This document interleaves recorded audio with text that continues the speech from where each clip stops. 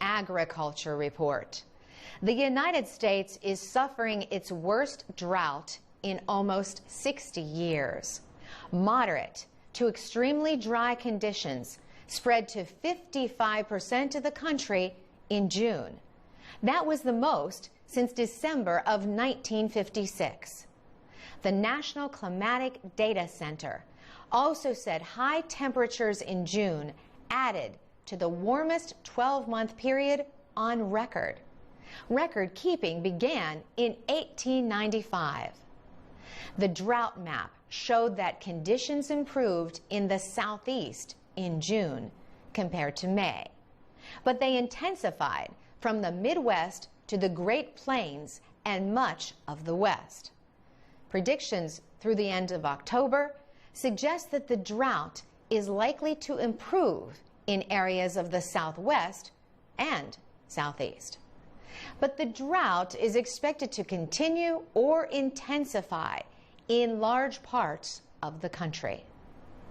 Agriculture Secretary Tom Vilsack met with President Obama in July.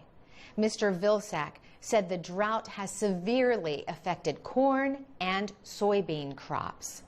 The United States is the world's leading producer of corn and soybeans. Mr. Vilsack said 38% of our corn crop, as of today, is rated as poor to very poor. 30% of our soybeans, poor to very poor. Most of the affected states are in the southern half of the country, but officials said farmlands in the north are now drying up as well. The drought has pushed up prices for corn and soybeans. Both are used in food production and for animal feed. The United Nations Food and Agriculture Organization reported a 20% jump in maize and wheat prices in the month of July. Wheat prices are up as hot, dry weather affects production in the Black Sea region. In the United States, ranchers may quickly reduce the size of their herds of animals rather than pay higher feed prices to feed them. That increased supply of meat would reduce meat prices in the short term. President Obama has cut the interest rate on disaster loans for farmers and made it easier for affected areas to receive government financial assistance. At the same time, farmers are waiting to see what Congress does with the Farm Bill, a major piece of legislation renewed every 5 years. The Senate has passed a version that would end direct payments to farmers, but help pay for crop insurance. The plan would save money, but the Senate version is different from the legislation in the House of Representatives. And Congress needs to reach a compromise.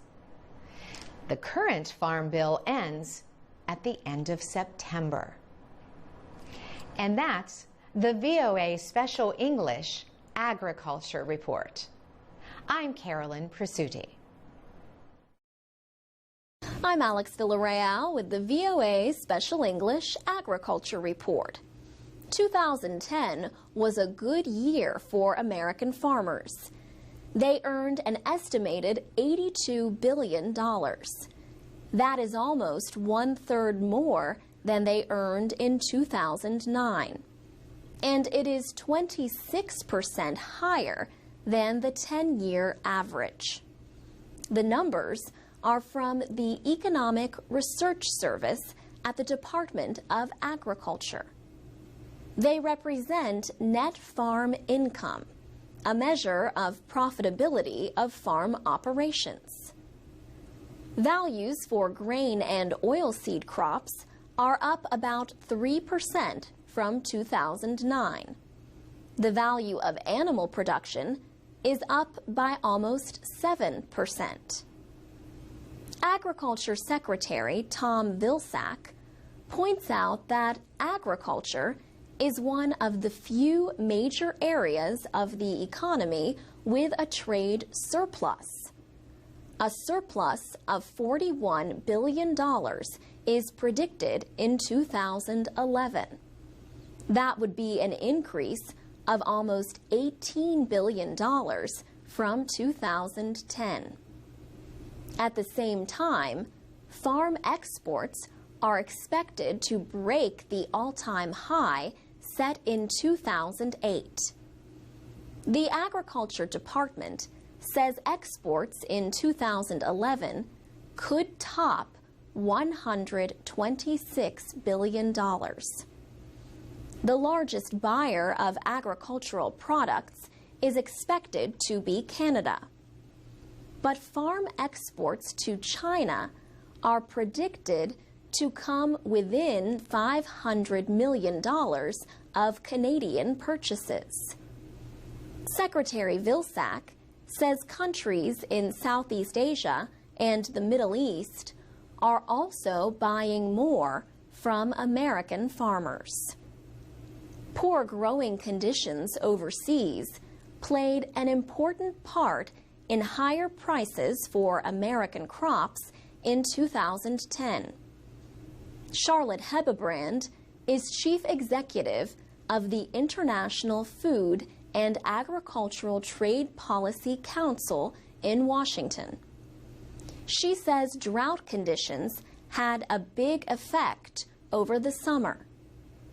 Wheat prices rose after Russia halted wheat exports, although Russia later eased the ban. Wheat used to be America's top crop, says economist Charlotte Hebebrand.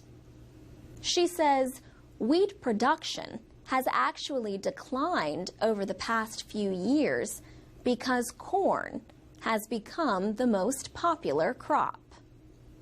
Corn, or maize, is mostly fed to animals or made into ethanol fuel and high fructose corn syrup.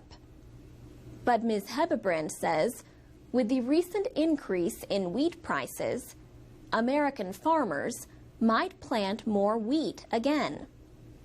Corn and wheat are the two largest crops supported by the government through subsidy payments. For VOA Special English, I'm Alex Villarreal. This is the VOA Special English Agriculture Report.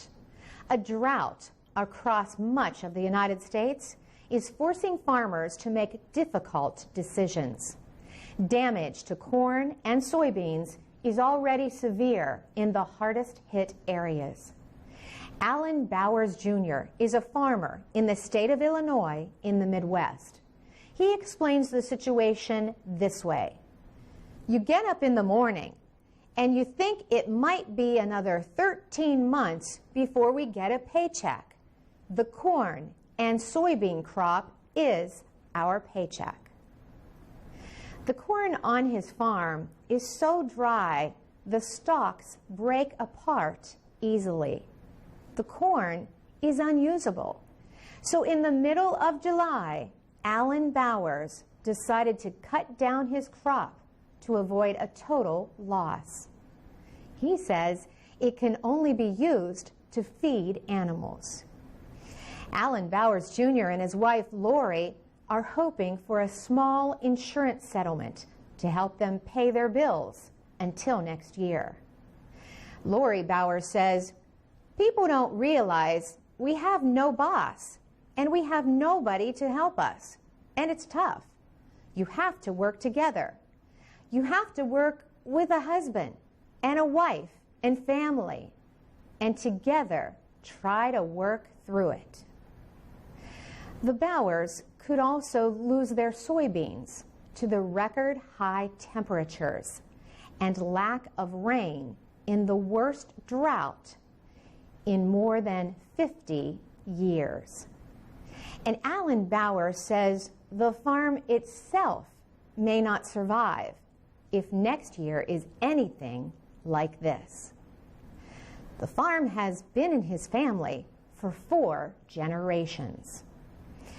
The drought is affecting the Mississippi River, the nation's longest and most economically important waterway. Last year, heavy rains flooded parts of the Mississippi. This year, the level is so low, shipwrecks, normally hidden underwater, can be clearly seen. Jason Brown is a hydraulic engineer with the Army Corps of Engineers. He says the low water hurts farmers who send crops down the river. 60% of all grain exported from the United States travels on barges along the Mississippi. But he adds that other goods like chemicals and coal need to be transported down the Mississippi as well. An Army Corps of Engineers survey ship called the MV Pathfinder looks for places along the river that are not deep enough for traffic. Crews then either dredge the sites to make them deeper or mark them with warning buoys. The ship's captain says companies have to lighten loads of their barges when the water level is low. To read, listen, and learn English, go to voaspecialenglish.com. You can also find our captioned videos at the VOA Learning English channel on YouTube. For VOA Special English, I'm Carolyn Presutti. I'm Mario Ritter with the VOA Special English Agriculture Report. The United States Department of Agriculture has given farmers permission to plant genetically engineered sugar beets with some conditions. A USDA agency ruled on the most popular variety of Roundup-ready sugar beets. The agency said the genetically engineered sugar beets do not harm the environment or increase threats by pests. The Monsanto company makes Roundup-ready crops. The genetic change in the sugar beets makes them resist the herbicide or weed killer known as Roundup. The action lets growers plant the genetically changed sugar beets if they obey certain rules. The USDA agency expects to finish its full environmental study of the sugar beets by May of next year. Then it will decide if it will permit unlimited planting of the crops. Sugar beets provide about half of America's sugar supply. The government agency had unconditionally approved the genetically engineered sugar beets in 2005.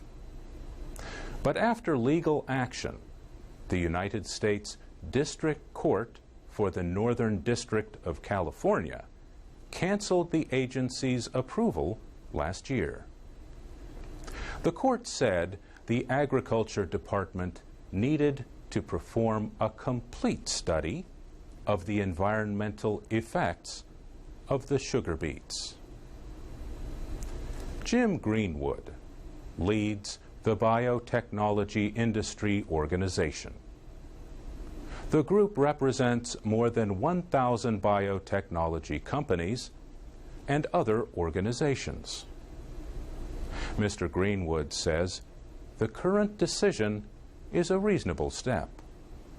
He says it lets farmers make planting choices while the environmental statement is being completed. But activist groups for the environment and food safety question the product's safety. They will take legal action in the same federal court that issued the ruling last year. Lawyer Paul Architoff of the organization Earth Justice said he expects to be able to challenge the recent decision before the district court. Court. The Roundup-ready opponents say genetically engineered crops can cross-pollinate and damage other crops. And they say the crops can cause the growth of weeds that resist Roundup. Last year, the United States Supreme Court considered its first case about genetically engineered crops. The court rejected a lower court's decision to ban the sale of genetically engineered alfalfa seeds until the government completed a study of their effects on the environment. For VOA Special English, I'm Mario Ritter. This is the VOA Special English Agriculture Report. European Union officials estimate that 20% of all fish are caught illegally. They say honest fishermen and their communities lose as much as $23 billion worth of seafood every year. The European Union and the United States are among the world's largest importers of seafood. In September, they signed a joint agreement in Washington to increase cooperation against fish piracy. The problem is also known as illegal, unreported, and unregulated fishing, or IUU. Jane Lubchenco, the Undersecretary of Commerce for Oceans and Atmosphere, signed the agreement for the United States. Maria Damanaki, the Commissioner for Maritime Affairs and Fisheries, signed it for the European Union.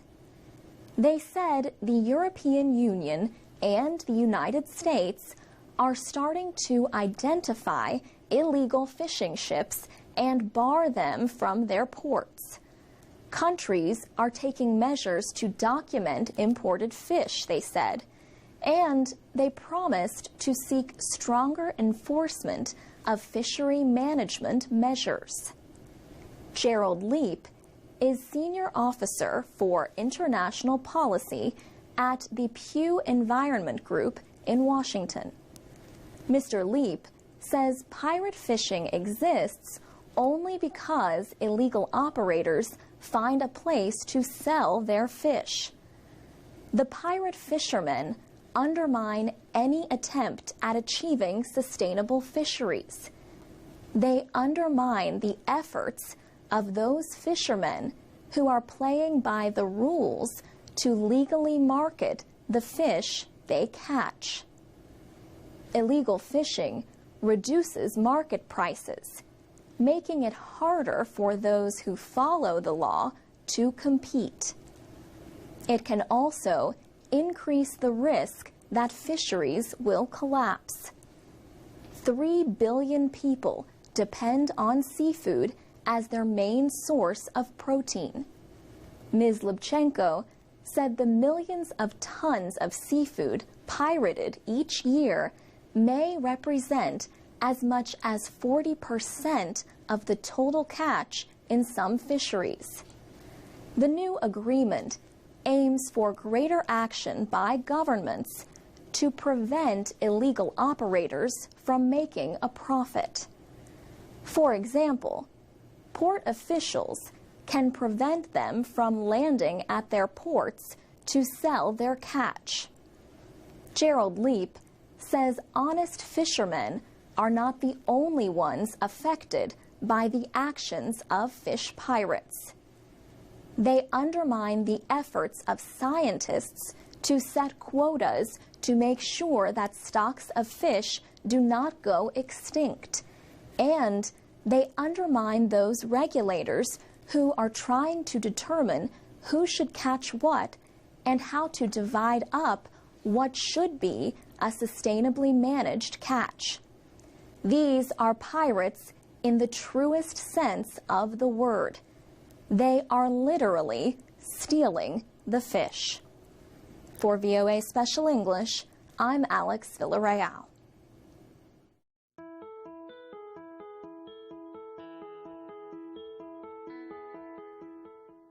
From VOA VOA Learning English, this is the Agriculture Report. On World Environment Day in June, the United Nations reported that at least 1/3 of all food produced is wasted.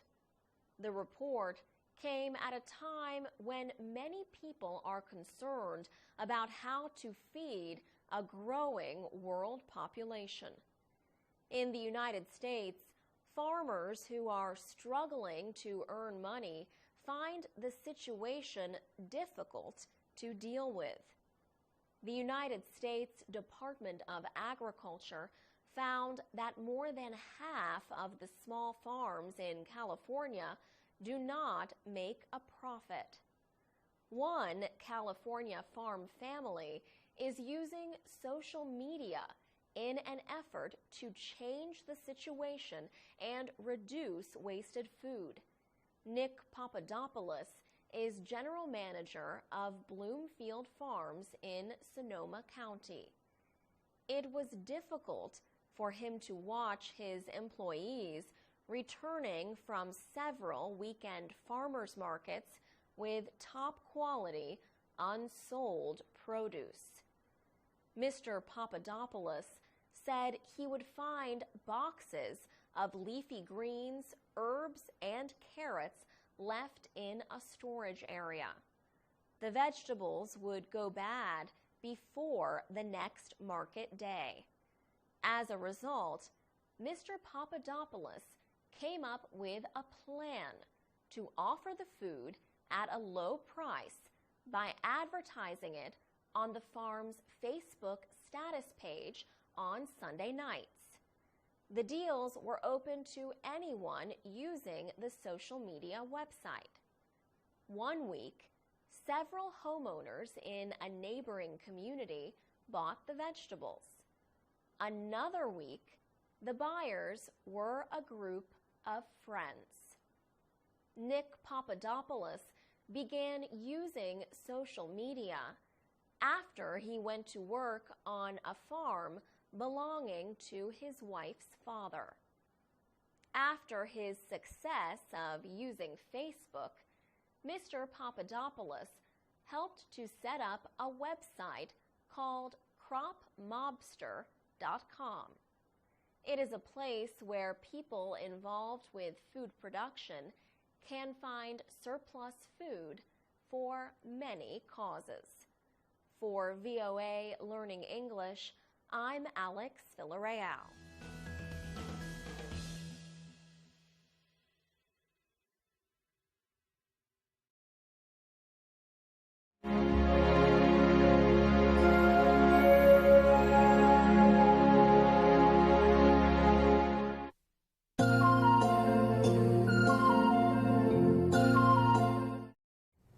This is the VOA Special English Agriculture Report.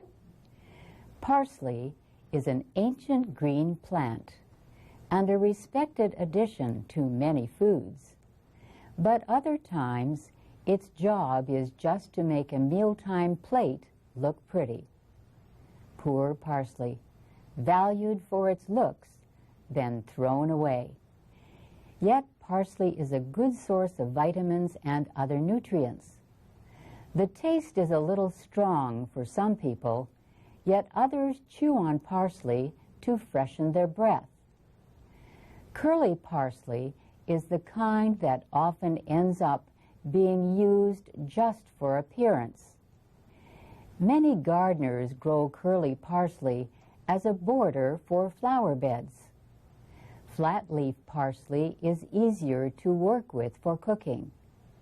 This kind is often called Italian or French parsley. Do you know about a third kind of parsley? Hamburg parsley has flat leaves that can be used for the same purposes as other parsley. But Hamburg parsley has a large root, which is used as a vegetable. It can be used to add flavor to soups. Hamburg parsley is popular, not surprisingly, in Germany, home to the city of Hamburg. Parsley is often served with lamb, fish, and beef dishes. It is also used in foods such as tabbouleh, a traditional Lebanese salad. Parsley is an herb if you use just the greens. If the root is used, then parsley is considered a vegetable. Some gardeners suggest that to get the best tasting parsley, you should plant new seeds every year. You can get parsley to grow faster by pouring warm water over the seeds. Leave the seeds in the water overnight. Then you can grow them in containers indoors or plant them outside. Charlie Nardozzi is a writer for the National Gardening Association in the United States. He says parsley grows best when temperatures are under 21 degrees Celsius.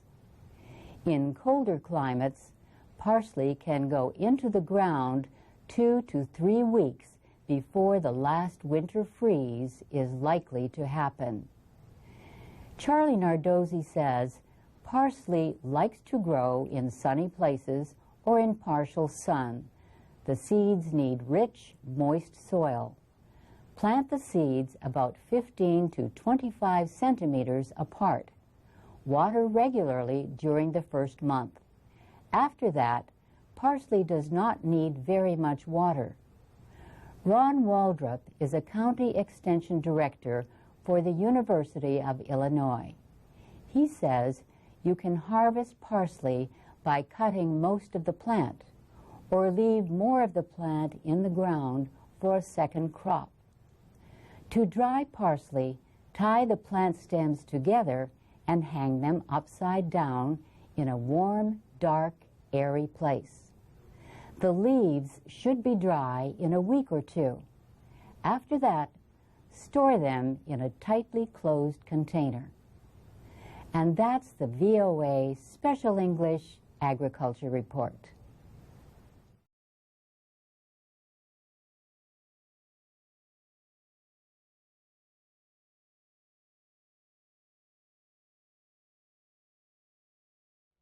This is the VOA Special English Agriculture Report. People might think that beets are always dark red, but this tasty root vegetable also comes in other colors. There are pink, yellow, and white beets, and beets with circles of red and white inside. These are known as candy cane or candy stripe beets. Beets are high in nutrients, including folate, iron, and fiber. They can be eaten fresh or frozen, canned or pickled. And not just the root, but also the tops can be eaten. The leaves make good salads when the plants are young, and the greens can be cooked when the plants are older. Beets do not require much work to grow. They like cool temperatures between 16 and 18 degrees Celsius. They grow best in full sun and in loose soil that is not too wet. Remove stones from the soil while preparing the ground and test the soil before adding lime and fertilizer. Some experts say the best fertilizers for beets are low in nitrogen. Beets need the acidity level in the soil to be 6 to 7.5. Beet seeds can be planted as soon as the soil is able to be worked at the start of the growing season. Planting them every 2 or 3 weeks will provide a continuous harvest into the fall. Cindy Haynes at Iowa State University suggests planting the seeds 1 1/4 centimeters deep. They should be planted in rows that are spaced 30 to 46 centimeters apart.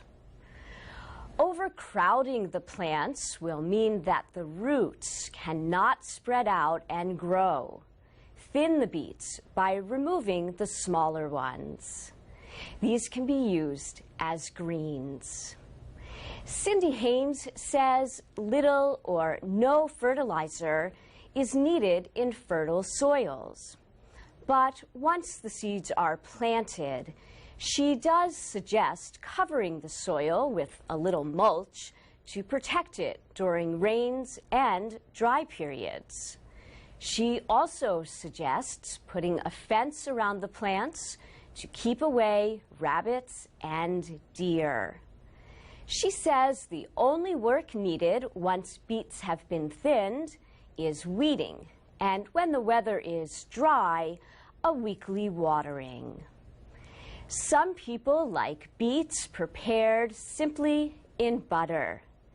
Others like to cook them with cinnamon and ginger. However you like them, for best results, beets should be picked when they are 4 to 5 centimeters across. Beets much larger than that can be tough and have to be cooked for a long time. And that's the VOA Special English Agriculture Report. For transcripts, MP3s, podcasts, and captioned videos of our reports, go to voaspecialenglish.com. You can also share comments and questions. I'm Alex Villarreal with the VOA Special English Agriculture Report. Goats are valuable not just for their milk and meat, or for their ability to control weeds and help renew grasslands, or even for their ability to be gentle around children. Goats can also be valuable for their hair. Cashmere goats produce cashmere, and Angora goats produce... Did you think we were going to say Angora? No, Angora fiber comes from rabbits. Angora goats produce mohair. Mohair is used in sweaters, scarves, coats, and other products, including floor coverings and doll hair. The United States is a leading producer of mohair, along with South Africa and Turkey. America's top producing state is Texas. An adult Angora goat can produce as much as 7 kilograms of hair each year. As the goats grow older, however, their hair becomes thicker and less valuable. Hair from white or solid-colored goats is the most popular, but the appeal of mixed-color mohair has grown. Angora goats are also used as show animals. They require little special care. The animals need milk from their mothers for 3 or 4 months. They reach full maturity when they are a little more than 2 years old. But even then, they are smaller than most sheep and milk goats. Cashmere goats are usually larger than Angoras. They can grow big enough to be kept with sheep and cattle. The outer hair of the animal is called guard hair. Behind it is the valuable material on a cashmere goat. Cashmere is valued for its softness and warmth without much weight. Some farmers comb their cashmere goats to remove the hair. But if the animals do get a haircut, it often takes place at the time when they naturally lose their winter coat, between December and March. Angora goats generally get their hair cut 2 times a year, in the spring and fall. The job can be done with simple cutting tools or by hiring a professional shearer. Angoras may need special protection from the cold for about a month after shearing. The value of an animal's coat depends on the age, size, and condition. But whatever kind of goat you choose to raise, be sure you have a good fence. Goats love to explore. For VOA Special English, I'm Alex Villarreal. To learn more about agriculture, go to voaspecialenglish.com for transcripts and MP3s of all of our reports. We're also on Facebook, Twitter, and YouTube at VOA Learning English. This is the VOA Special English Agriculture Report.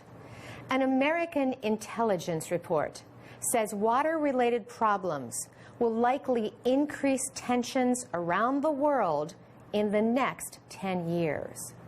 These problems include water shortages, poor water quality, and floods.